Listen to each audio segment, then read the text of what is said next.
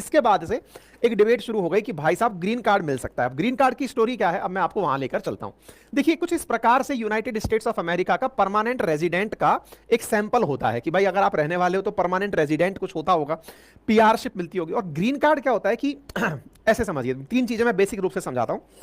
अगर आपको अमेरिका जाना है, और बेसिक से समझाता हूं, जैसे अपन सबके पास में एक पहचान पत्र के नाम पर आधार कार्ड होता है, मतदाता पत्र होता है, ऐसे ही अगर आपको इंडिया से बाहर कहीं जाना हो या दुनिया का कोई भी व्यक्ति किसी एक देश से दूसरे देश जाना चाहता हो तो उसे अपने देश का एक पहचान पत्र रखना होता है, जिसे आप पासपोर्ट कहते हैं। ग्लोबली एक्नॉलेज्ड होती हैं ये चीजें, ठीक है। अगर इंडिया से आपको अमेरिका जाना है, ब्रिटेन जाना है, जहां भी जाना है, आप अपने देश का एक पहचान पत्र लेके जाते हैं जिसे आप पासपोर्ट कहते हैं। अच्छा, ये तो हो गया पहचान पत्र। अब दूसरा पॉइंट सुनते हैं। अगर आपको किसी देश में जाना है तो देश में जाने की पहले परमिशन लेनी पड़ती है कि sir may I come in your country. तो ये परमिशन कहां मिलती है? क्या हवा में मिलती है क्या? नहीं। इसके लिए आपके अपने देश में उस देश के द्वारा एम्बेसीज खोली जाती हैं, कॉन्सुलेट्स खोले जाते हैं, जहां जाकर आप आवेदन करते हैं कि सर मैं आपके देश में जाना चाहता हूं, मुझे परमिशन दी जाए। ये परमिशन एम्बेसी और काउंसुलेट के द्वारा दी जाती है, जिसे हम लोग वीजा कहते हैं। तो वीजा क्या है? परमिशन मिलना वीजा है। अब वीजा ऑन अराइवल भी एक शब्द सुना होगा। कई देशों के साथ ऐसा होता है कि आप वहां पहुंच करके ऑन द स्पॉट लैंड होकर के उनसे परमिशन मांगो, सर मैं आ गया, ये मानते हुए कि वो दे ही देंगे, है ना। कुछ ऐसे देश भी हैं, जैसे इंडियंस को सेंट्रल एशियन कंट्रीज हुई, आसियान कंट्रीज में थाईलैंड वगैरह हुई, ये वीजा ऑन अराइवल्स देते हैं, ठीक है। अच्छा, लेकिन अमेरिका अपने देश में जाने वालों को भी परमिशन देने से पहले सारी चेकिंग करता है। क्यों जा रहे हो, क्या काम है, वहां जाके कितने दिन रहोगे, कितना बैंक में पैसा है, ऐसा तो नहीं है घर बार बेच के जा रहे हो, पता चले वहीं जाके अटक गए फिर आ नहीं रहे हो, सारी चीजें। और कई कई महीने तक का इंतजार भी करा लेता है अगर आप सही से नहीं जा पा रहे हो तो। इसी कारण से वीजा के लिए महीने भर का इंतजार, सालों तक का इंतजार कई लोगों का लगता रहता है। वीजा लगना अपने आप में यह माना जाता है कि अमेरिका का वीजा लग गया मतलब जिंदगी बन गई साहब। अच्छा, हालांकि इंडिया में जो पढ़े लिखे लोग हैं, पैसे वाले लोग हैं, उन्हें आसानी से वीजा मिल जाता है। चलिए साहब, वीजा पहुंच गए। अब वीजा परमिशन हुई, उस वीजा में परमिशन के साथ समय दिया जाता है। कितने दिन का वीजा चाहिए? 7 दिन, 10 दिन, महीना भर, 3 महीना, 6 महीना, अलग अलग प्रोविजन अलग अलग कंट्री के होते हैं, ठीक है। अब आप उस वीजा के साथ वहां पहुंचे। आप में से कुछ लोग तो हो सकता है घूमने जाएं, लेकिन बहुत से लोग वहां पर बेहतर जॉब अपॉर्चुनिटीज के लिए जाना चाहते हैं। बेहतर जॉब अपॉर्चुनिटीज कैसे? सिंपल सी बात है ना कि इंडिया वाले लोग ऐसे सोचते हैं कि पानी की बोतल इंडिया में 20 रुपए की है, अमेरिका के अंदर अगर $2 की भी हुई तो सीधा सीधा 8 गुना ज्यादा लाभ कमा लिया। उस तरीके से लोग सोचते हैं कि अगर इंडिया में ड्राइवर को कीमत मिल रही है 15,000 रुपए महीने, अमेरिका में 15,000 की जगह वो 1.5 लाख रुपए महीना कम से कम होगा, नहीं तो लाख रुपए महीना तो होगा ही। रुपए में कमाएंगे, सेविंग करने की आदत यही रखेंगे तो ज्यादा बचा लेंगे। यही फितरत रख करके लोग वहां जाते हैं कि डॉलर बचेगा तो बढ़िया पैसा घर भेजेंगे। इस तरीके से लोग वहां जाना चाहते हैं। पहुंच गए साहब। अब वहां पहुंच गए, आपको काम करने की इजाजत वीजा के आधार पर नहीं मिलती, क्योंकि टूरिस्ट वीजा मिला है आपको। समटाइम्स वर्किंग वीजा भी मिलता है। वर्किंग वीजा से मतलब है कि आप कुछ दिन काम करने की परमिशन लेके गए कि सर मैं 3 महीने काम करने के लिए जाना चाहता हूं, मेरी कंपनी भेज रही है। कंपनी वालों की अपनी आप समझ होती है, भेज देते हैं। अब लेकिन आपको वहां पर पहुंच तो गए, लेकिन वहां की सुविधाएं नहीं मिल रही। अमेरिका गए तो इसलिए थे कि अमेरिका जाएंगे, वहां पर फ्री एजुकेशन सिस्टम का लाभ उठाएंगे, बढ़िया मेडिकल फैसिलिटीज का लाभ उठाएंगे, वहां की सरकार के द्वारा वैसा ही संरक्षण दिया जाएगा जैसा कि वहां के नागरिकों को मिलता है ना। ऐसी सुविधाएं लेने के लिए तरीका क्या है? तो ऐसी स्थिति में वीजा प्राप्त किए हुए लोग वहां पर आवेदन करते हैं कि सर हमको अभी 3 महीने के लिए आपने यहाँ पे काम करने की परमिशन दी थी, हम चाहते हैं कि आप हमें यहाँ और ज्यादा रुकने की परमिशन दें, और ज्यादा रुकने की परमिशन दें और कुछ चीजों में हमें रियायत दें ताकि हम यहां पर लंबे समय तक रह सकें। उस रियायत का नाम ग्रीन कार्ड है, ठीक है। क्या यह नागरिकता है? नहीं, यह नागरिकता तो नहीं है, लेकिन नागरिकता से पहले का एक कदम है। मतलब 80% नागरिकता समझ लो आप इसको। इसके मिलने के बाद यह माना जाता है कि अब आपका नागरिकता का रास्ता साफ हो गया है, सिटीजनशिप का रास्ता साफ हो गया है। कम से कम 5 साल के लिए एक बार मिल गया आपको ग्रीन कार्ड, फिर आप रिन्यू करा लिए। मतलब एक प्रकार से समझ लो वैलिडिटी रिचार्ज है ये वैलिडिटी बढ़ गई। अब वैलिडिटी को फिर आपने रिचार्ज करा लिया अगले टाइम के लिए। तो कई बार लोग मतलब ग्रीन कार्ड को लंबे समय तक एक्सटेंड कराते रहते हैं, ठीक है। तो ग्रीन कार्ड क्या है ये मैंने आप लोगों को बता दिया। परमानेंट रेजिडेंट कार्ड के नाम पर यह जाना जाता है। अमेरिका के अंदर जो लोग जाते हैं उनको यह लेना पड़ता है। यानी कि अगर आप बाहर से वहां गए हैं तो आपको ग्रीन कार्ड लेना होता है। उम्मीद है अब आपको यह बात समझ में आ गई। तो इसके तहत मतलब यूएस सिटीजनशिप के रूप में वहां पर अगर आपको रहना है तो वहां से पहले आपको ग्रीन कार्ड की जरूरत पड़ती है। अब यह ग्रीन कार्ड कितनी कैटेगरी में मिलता है? समटाइम्स जैसे हस्बैंड नौकरी कर रहा था किसी कंपनी के अंदर, ठीक है, वाइफ भी साथ जाना चाहती थी कि साहब हम भी अमेरिका जाएंगे, तो वाइफ को वाइफ को भी अगर रहने का कार्ड मिल जाए तो उसे फैमिली बेस्ड कार्ड कहा गया। ऐसे ही एम्प्लॉयमेंट बेस्ड ग्रीन कार्ड, मान लीजिए कोई कंपनी थी जिसने आपको वहां पर हायर किया काम के लिए, लेकिन उस कंपनी को आपको अपने साथ तभी रख पाना संभव होगा जब वो आपके लिए वहां से कार्ड एक्सेप्ट करवा ले, तो एम्प्लॉयमेंट बेस्ड हो गया। ऐसे ही रिफ्यूजी और असाइलम सीकर्स जो पहुंचते हैं, ऐसे ही कई बार लोगों की लॉटरी लगाकर ग्रीन कार्ड बांटे जाते हैं, ऐसे ही लंबे समय से आप वहां रह रहे हो तो भी आपको ग्रीन कार्ड मिलता है, और कुछ समय पर कंडीशनल ग्रीन कार्ड भी दिया जाता है। कुछ टाइप ऑफ ग्रीन कार्ड्स हैं, कुछ इस प्रकार से ये चीजें दी जाती हैं। अच्छा, अब आपके दिमाग में सवाल आएगा कि साहब ग्रीन कार्ड मिलना कोई बहुत बड़ी चीज है क्या? आप इस तरह से समझिए कि ग्रीन कार्ड के लिए लंबी वेटिंग लिस्ट लगती है, और इसके लिए मतलब ये माना जा रहा है कि कम करने के लिए अमेरिकी सरकार ईगल एक्ट लाने का प्रयास तक कर रही है।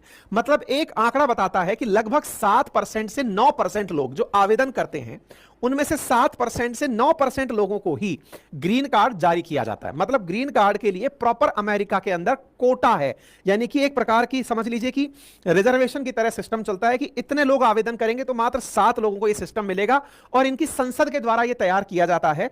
कोटा सिस्टम के आधार पर ही ग्रीन कार्ड जारी किए जाते हैं, और प्रॉपर रूप से डिसाइड किया जाता है कि इंडिया वालों के लिए कितना होगा, फलानों के लिए कितना होगा, प्रॉपर रिजर्वेशन। मतलब आप यह समझिए अमेरिका में नौकरी पाने से ज्यादा लोग ग्रीन कार्ड पा करके अपने आप को मेहरबान समझते हैं। ग्रीन कार्ड मिल गया, अब तो हम कुछ ना कुछ कर ही लेंगे टाइप से, ठीक है। एक अनुमान बताता है कि अमेरिका में कानूनी तौर पर 2.25 करोड़ लोग हैं जिनके पास वहां की नागरिकता नहीं है, मतलब बिना सिटीजनशिप के वहां रह रहे हैं। कैसे? या तो ग्रीन कार्ड होल्डर हैं या असाइलम सीकर्स हैं, कुछ इस प्रकार से। 7% लोगों को अगर ग्रीन कार्ड मिलता है तो यह अपने आप में आप विचार करिए कि यह कितनी बड़ी चीज है। 1,40,000 एम्प्लॉयड बेस्ड ग्रीन कार्ड जारी करते हैं, और फैमिली स्पॉन्सर्ड वाले जो ग्रीन कार्ड है उसमें 2,26,000 का कोटा है। इसमें भी ये दुनिया भर के देशों के लिए अलग अलग तरीके से फिक्स है कि किस साल कितने लोगों को ग्रीन कार्ड दिया जा सकता है। अब आप सोचिए, एक साल के अंदर करीब 9800 लोग ही हैं जो भारत से हैं और वो ग्रीन कार्ड हासिल कर सकते हैं। यानी इंडिया से अगर कोई जा रहा है तो मात्र 10,000 लोग ही साल भर में ग्रीन कार्ड होल्ड कर पाते हैं। अब समझ में आया? तो अब आप सोचकर देखिए कि अमेरिका के अंदर अगर किसी को परमिशन लेनी है तो उसके लिए कितनी लाइन लगी हुई है। 2 करोड़ लोग वहां रह रहे हैं, 10,000 लोग इंडिया से हर साल ग्रीन कार्ड पाते हैं। वीजा नहीं बोल रहा हूं मैं, ग्रीन कार्ड बोल रहा हूं। मतलब वर्किंग वीजा हो सकता है थोड़ा लंबा समय का मिल जाए, लेकिन ग्रीन कार्ड की हाँ अब आप यहां लंबे रह सकते हैं, वो बहुत कम लोगों को मिलता है। इंडिया, मैक्सिको, चाइना और क्यूबा, वो 4 बड़े देश हैं जो सबसे ज्यादा ग्रीन कार्ड यहां जाके मांगते हैं, ठीक है। 60,394 पर्सन इंडिया के अंदर जिन्होंने ग्रीन कार्ड ऑब्टेन किया एक साल के अंदर, 1/3 जिसमें से इमीडिएट रिलेटिव थे यूएस सिटीजनशिप के। 2017 की बात बता रहा हूं, अलग अलग समय पर अलग अलग आंकड़े हैं। अच्छा, एक और इंटरेस्टिंग बात जो अब ट्रंप से जुड़ी है। ट्रंप ने कहा कि अगर कोई विद्यार्थी यहां पढ़ रहा है, ग्रेजुएट हो रहा है, तो उसे ग्रीन कार्ड दे दिया जाए। 2 लाख से अधिक स्टूडेंट इस समय अमेरिका में पढ़ाई कर रहे हैं, और ऐसी स्थिति में अगर ट्रंप अपनी बात पर कायम रहते हैं तो विचार करिए कि जहां 10,000 लोगों को डिग्री मिल रही है, ग्रीन कार्ड मिल रहा है, वहां कितने लोगों को ग्रीन कार्ड मिलना शुरू हो जाएगा। अब ग्रीन कार्ड प्राप्त करने के लिए तरीके क्या होते हैं? पहला, आप 18 वर्ष वहां पर पूरा कर चुके हो, अमेरिका में 5 साल से ज्यादा रह चुके हो, ग्रीन कार्ड के लिए तभी आप अप्लाई कर सकते हैं। अब ग्रेजुएट बच्चा जो होता है, जो एमएस भी कर लिया इंटीग्रेटेड, वो 5 साल का नियम अपने आप पार कर लेता है। इसके साथ साथ आप किसी स्थायी नागरिक के वहां पर रिश्तेदार हो, आप अमेरिका में नौकरी करते हो, तो आप अमेरिका के ग्रीन कार्ड के लिए वो हो सकते हैं। इनका नियम है जिसमें कि कोई भी व्यक्ति 1972 के बाद अगर वहां रह रहा है तो वो ग्रीन कार्ड के लिए अप्लाई कर सकता है, और ग्रीन कार्ड होल्डर ही प्राथमिक जो सिटीजनशिप है उसके लिए अप्लाई कर सकता है। इनको यहां जाकर के फिर अपनी तरफ से इनकम टैक्स देना होता है। अब आप ऐसे समझिए कि अमेरिका में जो इंडियंस हैं ना, वो हाईएस्ट टैक्स पेयर्स में से हैं। लगभग 1 से 2% अमेरिका की कुल आबादी का इंडियंस हैं, लेकिन वो 5 से 6% इनकम टैक्स अमेरिका का पे करते हैं। इसलिए अमेरिकन भी इंडियंस को पसंद करते हैं कि क्योंकि इंडिया का जो सबसे बेस्ट दिमाग है वो वहां जाकर के काम करने जाता है। अब बेस्ट दिमाग काम करने गया है, वहां काम करके पैसा भी कमा रहा है, अमेरिका की इकोनॉमी को भी ग्रो कर रहा है, तो ऐसी स्किल्ड लेबर किसको नहीं चाहिए। आप ऐसे समझिए कि अगर आज आपके पास में, जैसे मैं आपको ईमानदारी की बात बताता हूं, इंडिया इटसेल्फ में बहुत से शहर इसलिए ग्रो नहीं कर पा रहे क्योंकि वहां पर बहुत सारे इंटेलिजेंट लोग काम करने पहुंच नहीं पाते। इंडिया में बेंगलोर के अंदर इतने स्टार्टअप्स क्यों चल जाते हैं? अगर आप विचार करेंगे तो पाएंगे कि वहां का एक इकोसिस्टम ऐसा बन गया कि इंडिया का हर टॉप कॉलेज ग्रेजुएट अपने जीवन काल में बेंगलोर की किसी कंपनी में जॉब जरूर करना चाहता है। अब मान लो वहां पहुंच गया, वहां कंपनी में से जॉब छूट भी गई, तो वहीं पर वो ढूंढकर दूसरी कंपनी में चला जाता है, क्योंकि हर घर में लगभग वहां पर एक तरह से स्टार्टअप का कल्चर चल ही रहा है। हर दूसरे ऑफिस में कहीं ना कहीं कोई स्टार्टअप डला हुआ है। तो बेंगलोर का एक इकोसिस्टम हो गया। एग्जैक्टली अमेरिका के केस में भी यही है। तो अब आप सोचो, इंडिया के टॉप ग्रेजुएट्स बेंगलोर जैसे पहुंच रहे हैं, ऐसे ही दुनिया भर के जो टॉप ग्रेजुएट्स हैं वो ऑटोमेटिकली अमेरिका पहुंच रहे हैं। अमेरिका पहुंच रहे हैं तो एक इकोसिस्टम ऐसा क्रिएट हो गया कि हाँ भाई, यहां आएंगे तो काम हो जाएगा और वो चीज अपने आप ग्रो करने लगेगी। आप सोचिए, भारत के बहुत से शहर जैसे टाइप 2 सिटीज, जैसे कि हमारे राजस्थान का राजधानी कैपिटल जयपुर है, लखनऊ है, पटना है, ये सब वो सिटीज हैं जहां पर ऐसा नहीं है कि पढ़ने लिखने वाले बच्चे नहीं हैं, या ऐसा नहीं है कि यहां के पढ़े हुए बच्चे कहीं और जाके कमाल नहीं कर रहे हैं। ये अपने शहरों में रुक नहीं रहे हैं। क्यों नहीं रुक रहे हैं? इनको माहौल नहीं मिल रहा है। अब आप कहेंगे ये माहौल क्या होता है? माहौल असल मायने में आप तब ज्यादा अच्छे से समझ पाते हैं जब आप कंपटीशन की तैयारी कर रहे होते हैं।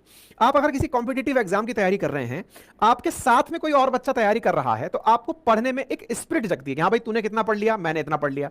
अब आप छोटे शहरों में हैं, जैसे कि मान लीजिए जयपुर है, लखनऊ, पटना, ऐसी जगह पर आप हैं, कहीं भोपाल जैसी जगह पर हैं। यहां हो क्या रहा है कि जो टॉप ब्रेन है ना, वो टॉप ब्रेन खुद के साथ ही घूम रहा है। उसको कोई कंपनी नहीं मिल रही है जो उसको ये बता सके कि यार इसमें ये चैलेंज है, मैंने ऐसे रिजॉल्व कर लिया, मेरे को ये दिक्कत आई थी, मैंने उससे पूछ के दिक्कत दूर कर ली। पढ़ते समय जो जैसी चीजें होती हैं, ऐसी चीजें आपके कंपनी चलाते समय भी आती हैं, और उन दिक्कतों को दूर करने में इकोसिस्टम का बहुत रोल होता है। अच्छी टैलेंट आपको तभी मिल पाती है। यही कारण है कि अमेरिका में इंडिया से कई गुना ज्यादा स्टार्टअप्स खुलते हैं।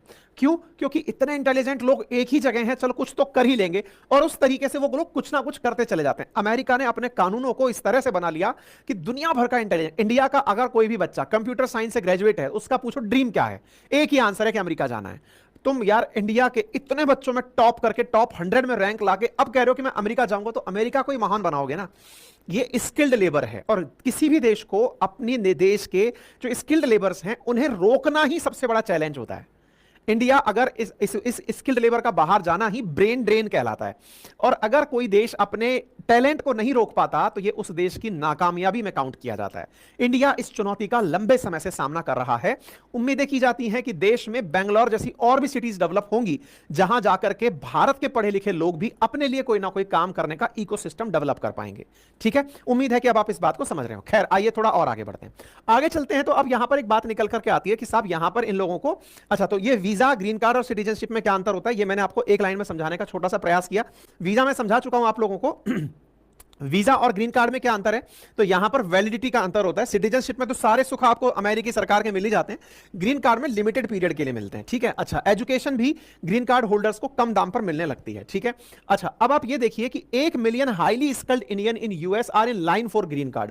1 मिलियन है, 10 लाख से ज्यादा भारतीय ऐसे हैं, ये 2024 की कटिंग आप देख रहे हैं, जो वहां पर ग्रीन कार्ड मांग रहे हैं कि साहब हमको काम करने दो। मतलब उन्होंने क्या सिस्टम बना लिया अपना कि यहां का बेहतरीन पढ़ा लिखा आदमी वहां जाकर के काम के लिए नहीं, वहां के निवास काम करने की परमिशन की इजाजत मांग रहा है। सर मुझे यहां पर काम करने की इजाजत दे दो क्योंकि आपका माहौल ऐसा है। ये ऐसे समझते हैं। देखो, एक समय पर ना कोटा के अंदर कोचिंगें हुआ करती थी ना, तो कोचिंगों में बहुत सी कोचिंग ऐसी थी जहां एंट्रेंस से एडमिशन होता था कि पहले आप एग्जाम देंगे तब जाकर आपको एडमिशन मिलेगा। कोचिंग के अंदर आपको पढ़ना कोचिंग में भी है, एग्जाम के लिए भी पढ़ना है, लेकिन एंट्रेंस देकर आप कोचिंग में एडमिशन ले रहे हैं। ऐसी कोचिंगें थी, है ना।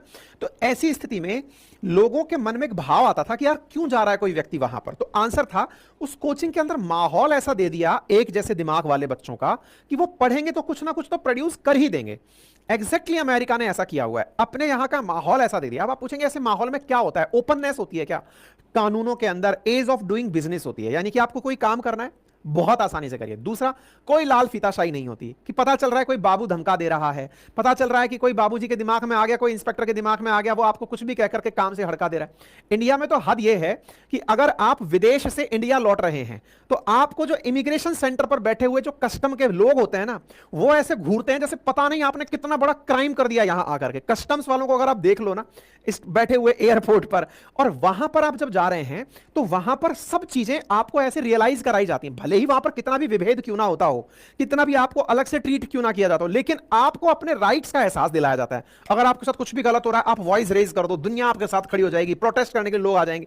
मतलब उसको लोगों ने एक ऐसा सिस्टम बना दिया कि हमारा अपना अमेरिका है, लोग उसको अपना समझ के रहने लगते हैं। हमारे देश में रेड टेपिज्म, जो लाल फीताशाही है, बाबुओं के द्वारा काम का अटकाना, कई अधिकारियों का यह समझ लेना कि मेरा तो जन्म सिद्ध अधिकार है काम अटकाना, ये सामने वाला व्यक्ति इतना क्या ही बोला जाए, इतने गंदे तरीके से। कई आप सरकारी बैंकों में कई बार जाके देखें, वहां पर आप 1:55 पर पहुंचे, मान लीजिए 2 बजे लंच का टाइम फॉर एन एग्जांपल, या 1 बजे लंच का टाइम है, 12:55 पर पहुंचे, वो काम से मना कर दे, भाई साहब लंच बाद आना, पर भाई साहब समय बचा है तो बोले मैं तो तैयारी में हूं। तो ये जो एटीट्यूड है ना, ये अमेरिका में नहीं है। और इसी कारण से वहां लोग जब काम करने जाते, आज सोचिए ना, अधिकांश पढ़े लिखे लोग इंडिया में भी प्राइवेट सेक्टर की कंपनियों से काम करवा रहे हैं, बैंकिंग प्राइवेट सेक्टर से, नौकरी सरकारी। क्यों? वहां जिम्मेदारी नहीं है, यहां पर काम करने के लिए सामने वाले को जिम्मेदार ठहराया हुआ है। आपको पता है आप गलत हैं, लेकिन फिर भी कॉल सेंटर पर जो प्राइवेट कंपनी की तरफ से आया है, आप उससे दबा के बदतमीजी कर रहे हैं। आपको पता है कि वो sorry sir, thank you sir, sorry sir, thank you sir, ही बोलता रहेगा। ये वाली जो फीलिंग है ना, अमेरिका ने हर आदमी को दे दी, हर आदमी को दे दी। तो अमेरिका में जाकर लोगों को लगता है कि भाई साहब ये तो स्वर्ग है, और बस वो स्वर्ग की अब जो कल्पना है ना, वहीं से लोगों को प्रेरणा देती है कि चलो यहीं चले आओ। अब ऐसे में अगर आपको यह पता चल जाए कि अमेरिका में जाकर पढ़ने से हमें और वहां ग्रीन कार्ड की सहूलियत हो जाए, तो ये तो और मामला बढ़ाएगा। तो स्थिति यह है कि ऑलरेडी इंडिया से बाहर पढ़ने जो बच्चे जाते हैं, वो सालाना लगभग $700 बिलियन खर्च करते, सॉरी $70 बिलियन जो है वो सालाना खर्च करते हैं अपनी पढ़ाई के ऊपर, जो भारत से बाहर पढ़ने जा रहे हैं। मतलब हम रेमिटेंस लगभग $125 बिलियन प्राप्त करते हैं, $70 बिलियन इंडियंस बाहर पढ़ के खर्च कराते हैं। मतलब जितना हमारे मजदूर कमा के लाते हैं, उससे ज्यादा पढ़े लिखे लोग यहां से जाके खर्च करने चले जाते हैं, मतलब आधी संख्या खर्च करने चली जाती है। अमेरिका के लिए तो ये तो दोनों हाथों में लड्डू हो गया। कैसे? एक तो पैसा आ रहा है कॉलेज के अंदर पढ़ने के लिए। जैसे आप देखें कि 2023 का आंकड़ा है कि India reaches all time high international student enrolled in USA. America में सबसे ज्यादा पढ़ने वाले जो बच्चे हैं, उनमें इंडियंस का नंबर निकल कर आता है, विदेशों से जो वहां पढ़ने चले गए। अब ऐसे में ये लोग गए हैं तो पैसा लेकर गए हैं, तो डॉलर उनका वापस पहुंच गया, वहां से भी उनको अब नौकरी का लालच दे दिया, तो उनके यहां से बढ़िया पढ़ा लिखा आदमी वही रहने लग गया। पूरा एक सिस्टम बना लिया। बस इसी सिस्टम के कारण अमेरिका अमेरिका चल रहा है। अब देखना है कि भारत अपने इस ब्रेन ड्रेन को कैसे रोकता है। आने वाले समय में यह बड़ी चैलेंज होगी। हालांकि भारत के जो लोग अमेरिका गए हैं, उन्होंने जितने नाम कमाए हैं, उन्हें देख करके ही इंडिया से बहुत से लोगों का मन करता है कि वो यहां पहुंचे, चाहे यहां की राजनीति हो, चाहे यहां की कंपनी हो, उनमें जाकर नाम कमाएं। और बस इसी तरीके से अमेरिका के अंदर लोग बने रहना चाहते हैं। अब ट्रंप अपनी बात पर कितने टिके रहेंगे, ये थोड़ा डाउटफुल है। डाउटफुल इसलिए है क्योंकि पहले भी ये इस तरह के बयान दे चुके हैं। जब पिछली बार थे तब इन्होंने कहा ग्रीन कार्ड सस्पेंड कर देना चाहिए 60 दिन के लिए। तो ये सब बातें इनके बयानों में आती हैं, लेकिन चुनाव जीतने के लिए हो सकता है बयान देना। हालांकि बाइडेन एडमिनिस्ट्रेशन ने अपनी तरफ से कहा है कि वो एक ऐसा प्लान लेके आ रहे हैं जिसमें जो पुरुष नौकरी कर रहे हैं, उनकी वाइफ्स को यहां रहने के लिए परमानेंट रेजिडेंस देने की बात की जाए। मतलब कि उनके जो परिवारजन हैं, उनको यहां रुकने की परमिशन दी जाए। देखते हैं दोनों में से कौन सा ट्रंप कार्ड सही बैठता है। बाकी आपको ग्रीन कार्ड और अमेरिका के बारे में थोड़ी बहुत समझ देने का प्रयास मैंने किया है।